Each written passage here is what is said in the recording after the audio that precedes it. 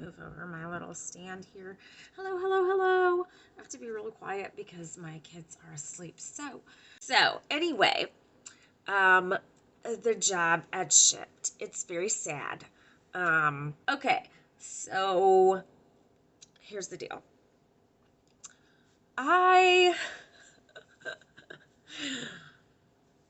I'm very mad with Shipt. I'm very mad with Shipt training, customer service, the way that they let you go when they let you go, the lack of detail to a person's information. I promise you, I feel like their company is not good and it's headed in not good directions. So, I'm going to start with number one. When I first started with Shipt, I did all the recommended trainings for somebody who's first starting. Then I read some of the people who, they have this like forum thing, and I read from people who have worked there and who do work there. So I read some reviews of people who worked there and whatever. I feel like they picked like a lot of the good ones to stick in certain places, but I think everybody does that. So I don't know. I didn't have enough training. The first time I delivered with Shipt, I had not at all been properly trained. I had no idea what I was doing. And this is a true story. I was lost in a mire looking for items that were not there. I didn't realize about the grocery shortage. I hadn't been doing that much grocery shopping at larger chains. I had been going really close down the street to the Family Dollar and getting a lot of things. And then I got some things at Aldi. So I hadn't been out and about. So I didn't realize that there was a shortage of stuff on the shelves. Something that Shipt never takes into account at all. No accountability. So I didn't know that that was happening, and I hadn't been told how to read on the app. There are numbers on every item that in Meijer tell you the aisle that you're looking at. And they did this, I'm assuming, for these types of shoppers so that they can find shit, because it is not as easy as you think. When I interviewed for the job, I was thinking, oh, this is perfect. You know, I'm a mother of two. Who knows, like, grocery shopping and, like, getting stuff for good prices better than a mom of two, right? Pretty simple. So I think it's just going to be like grocery shopping. It is not just like grocery shopping. Like, everything that you do is held against you with Shipt. Very, very big point. Anyway, so I was very ill-equipped. I hadn't been told how to read the aisle numbers, so I was lost, looking confused, had my Shipt shirt on, felt like I was about to have a complete mental breakdown because I was nervous about the job, because I hadn't started a new job in 3 years, and there's something that like addicts and people who have mental health issues, we don't deal well with like new. When something jars our system, it's like, wait, what? Ah! And I am always scared that I'm going to screw it up. I'm scared that I'm not going to be able to handle it. I'm scared that I'm going to get sick because I have issues with health. So I'm always like, I'm going to be doing something and then I'm going to get sick. So all those fears are going on, and I'm ill-equipped to be there. And I run into Elijah's school nurse. No joke. Run into Elijah's school nurse, And I was like, she didn't have identifiable Shipt stuff on. She had a gray Shipt thing that had the emblem, but I couldn't, like, read it on her. And I'm like, oh, hi, Miss Ellis. I'm like in the middle of, and I pointed to my shirt, and she was like, that's what I'm doing here. I've worked for Shipt for a couple years in the evenings. And I was like, you're kidding me. Because, my son has this illness and she's a school nurse. I know this lady. She's like, yeah. And she said, okay, they don't tell you this. You need to know. This is how you read the, did they tell you about the aisle numbers? And I was like, no.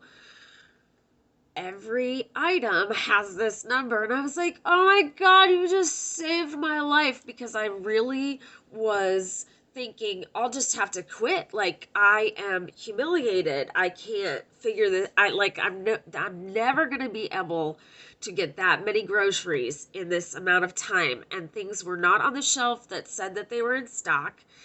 I was texting with the customer, like, trying to substitute things, didn't know how to substitute things. It was very difficult. I was ill prepared to be there, and I did the required stuff. I took notes. Back to my story. So, I don't know who would be prepared to do this job properly. There are people who manage to do it, and I think that they have a strategy. I'm going to tell you my strategy, and it didn't work out for me, so here we go. So my strategy, I was terrified of the time limit, okay? And that is a lifelong thing with me.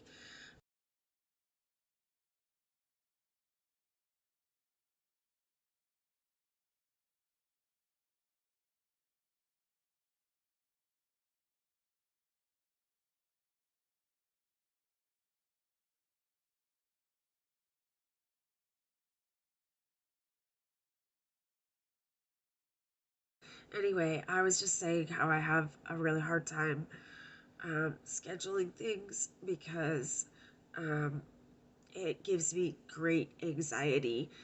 Um, will I be well? Are there, like, clear exits to bathrooms? Do I have access to a vehicle? I've gotten stuck camping and been in pain and been, like, embarrassed and not wanting to say why I needed to go home. I get panicked about riding the bus. I get panicked about going places. Um, it's one of the reasons why I like to do my makeup. It is a therapy for me, calms me down when I'm getting ready. If I get ready and I don't do makeup, I will almost always be very uncomfortable. And it's not because I don't have makeup on my face usually, because I forget about the makeup on my face. It's because I'm not ready yet. And sort of in this Shipt thing, I feel the need to explain myself a little bit, because of the, I don't know, I don't want to say tactic, because the strategy that I had for working at Shipt. And I'm like, is there any way to get out of this time crunch that they put on everything? Because I had been looking to see how long they expected for a certain amount of orders. And I was even, like, going to the grocery store, kind of like imagining. I swear, like, I did self prep for this job. So I find that the loophole for not having to be on that time buzzer, on that moment, is you take a promo order. And the promo order is just an order that was already assigned to somebody else. And for some reason, that didn't go through. The driver had car trouble. The customer wasn't available. and they didn't answer some sort of information. I don't know.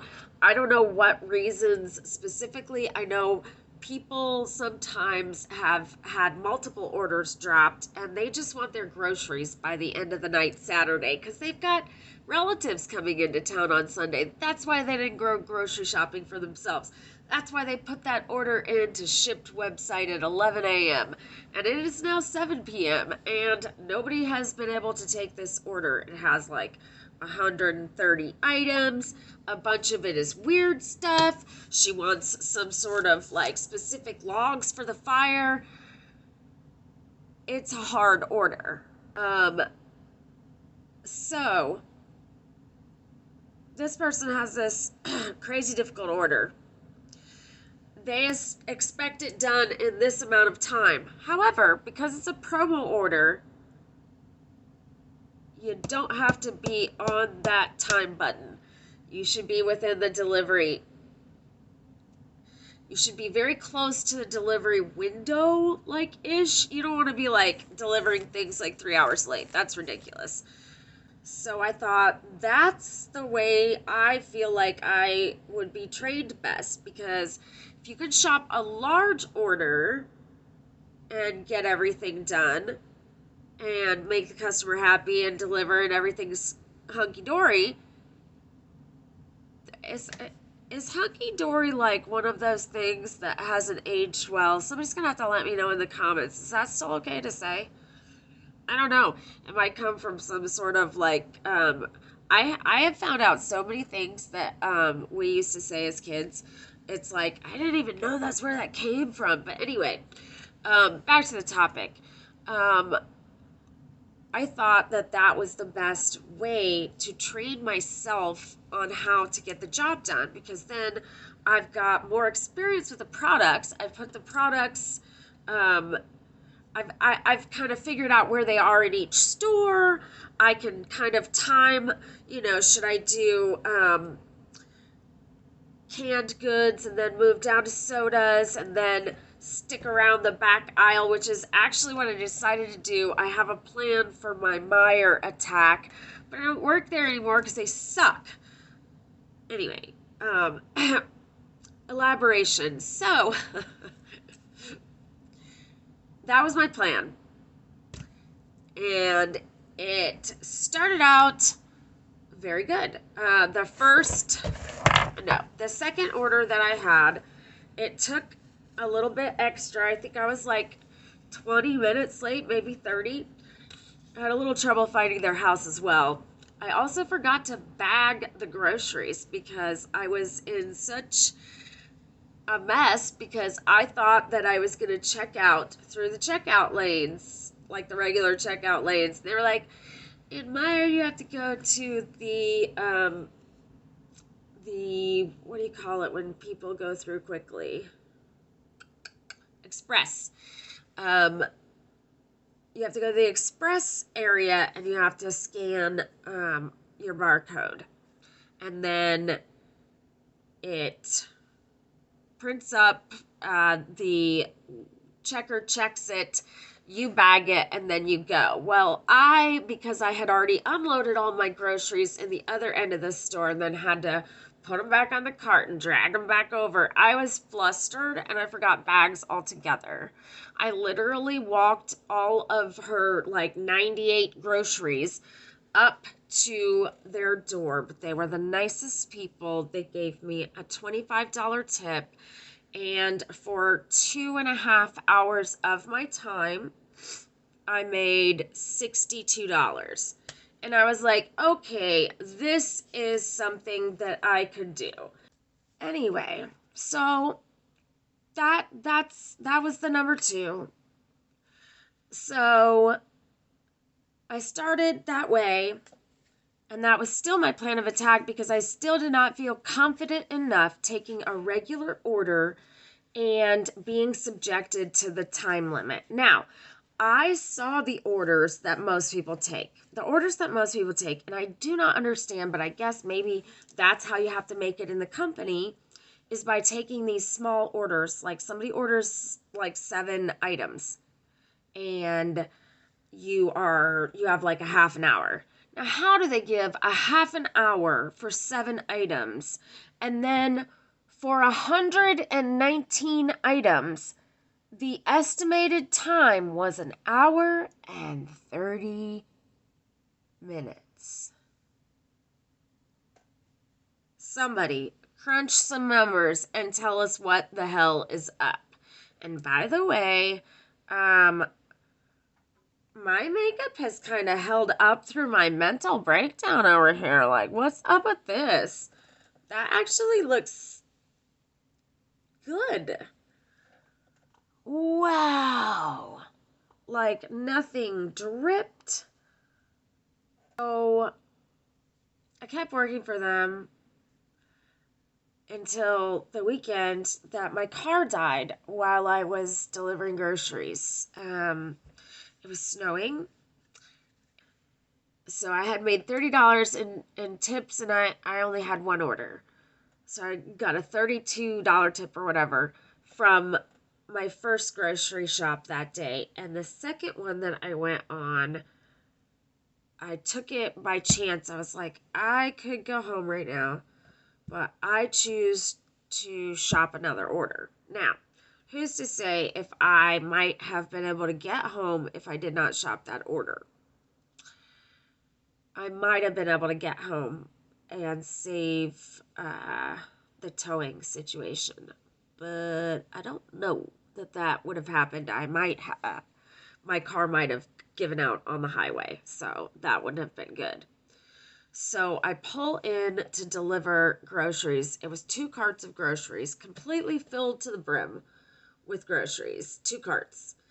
They had like cases of beer and pop and diapers and wipes, the big containers of all that stuff.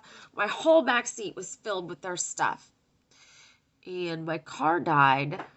My GPS took me into the wrong driveway, and I'm sitting there in the wrong driveway, and I was like, the car sounded real. That sounds weird. When I stopped, it sounded weird. And when I went back out, I put it in reverse because I was like, that definitely was not the house I was going to. I put it in reverse. And I was thinking I was going to slip because there was snow behind me. No slipping, no moving, just. It was like trying to start. I could hear it trying. And denied. Now, there's a couple reasons this could be. One is because it was a hybrid. And that particular model was terrible for the hybrid battery dying. It's called the IMA something or another. And I knew that mine was bad. It had been bad since I bought it. I didn't know that until about 2 weeks after I bought it. Nice salesmanship on the dealership's part. Because he was like, nothing that happens after this is my liability. Like, no warranty, blah, blah, blah. And I'm like, it's a Honda. It's good. It was a hybrid. Anyway, I had read hundreds of reports of people saying that their Honda that their model, like mine, the Civic hybrid from 2005, I had read that you can have that problem and the car will keep running, sometimes up to 100,000 miles.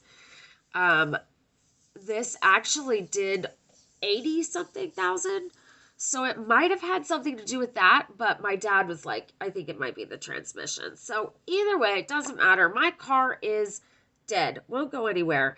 And I have to deliver the groceries, 2 carts worth that are all in my back seat, 4 houses down in the snow. My parents live well over an hour away, so I knew that I was going to call them. It was going to take them a while to be able to help me if they were able to help me. And so I went ahead and decided to deliver the groceries. I mean, obviously I had to deliver the groceries anyway, so I decided I'm just gonna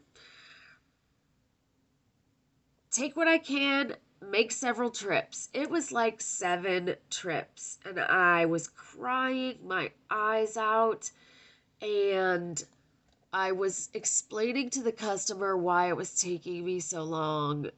I felt really bad. Um, and I was like, my car died, and I pulled up into your neighbor's driveway, so it's gonna take me longer to deliver these groceries. I texted that my car had died and I was making trips, and she responded like 10 minutes later or something like that, and she was like, I am so sorry. I hope everything's okay if you need anything. She was so nice. She gave me a $50 tip. It was like, oh my gosh, you're a really good person. You're a really good person. That is so nice of you. So, stellar human being. Anyway, kept thinking to myself, even though my car is gone, I still have a job. And it wouldn't be for another week until I opened up the app, and I'm clicking on all the features, and it says your app has been disabled. Huh? What does that mean? So I was so upset, and this is why. The previous week, a week before, I took an order that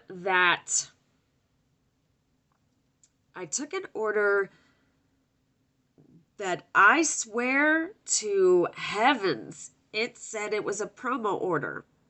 So I thought I didn't have a time limit. So, not that I think that I could have shopped this thing any faster, but I would not have taken it knowing it's not a promotional order. I took it because I believed it was a promotional order, because that was kind of my plan, so that I could try to get up to speed, so that I could produce what they wanted me to produce fast enough, right? So I'm going to try to use some sort of training period, which there should be in every job and every circumstance. Training period where they don't so much hold that against you in the first 15 shops that you've done. I delivered to 15 customers before I was disabled. That's shit. That is shit. That is shit. And Shipt does not take care of its workers. They just don't. It's beyond unreasonable after no one reaches out, by the way, just to let you know. No one is going to reach out and say, hey, we're kind of concerned because you're picking all these promo orders, and a couple of them have been late. And it's like, I'm not a freaking robot. I can only do what I can do. Wouldn't you rather give that person some time to acclimate to the position? Get comfy, figure out the lay of the land, understand a strategy. Hold on just a second. My daughter's a light sleeper. So, anyway, I feel that Shipt should really look at the way that they treat their employees. It is not a good business model to set people up to not be successful at your business. And I feel like, as a human being, well, first of all, okay, so yes, I have a handicap sticker, and yes, I have one of those handicaps you can't see. Lots of them, actually. And yes, I they had told me, or I got this message saying that this order was late. I feel like that's the only late order that was marked late because they say it was not a promo order. I swear when I selected it, it was, but whatever. Okay, say it's not a promo order. Okay, well, how late was I? Half an hour. Why was I half an hour late? Oh, right. This was the order with 119 items. 2 carts full of groceries, 23 2-liter sodas. The bags. The bags. It was also snowing and it was midnight. I was in the store double bagging her groceries and getting everything set up so that I could feel successful. Packed all these items in the trunk after having communicated with her about approximately 30 substitutions on her list of 119 items. Usually that number's higher. She was extremely easygoing and allowed me to kind of help her figure out some things that I could find for her. But when you've got that many items and the amount of time that you're supposed to deliver this in, it was like an hour and a half or an hour and 15 minutes. I don't know. I don't want to look at it because it stresses me out because it's messed up. So I saw that I was late and I saw that you could file an appeal, and I did file an appeal on that. I was like, okay, so I'm brand new at this. Brand new. And I took promo orders because they don't have a late time because I want to be successful at this. So I'm trying to get used to it by shopping a lot. And the more items that you have, the more experience you get. These are the things I'm thinking. I was not replied to in that email. I was not told about the appeal process or what was going to happen with it. I wasn't even told that it needed to be appealed. I just appealed it because I was like, oh, that is not what I'm trying to do. I'm trying to be such a good employee. I wasn't told about that, and I just logged in right after my car's gone and the app's gone. And I was just like, sometimes it makes a single mom wonder, why am I trying? Like, really? This can't be really happening to me. Like, everything all at once, really?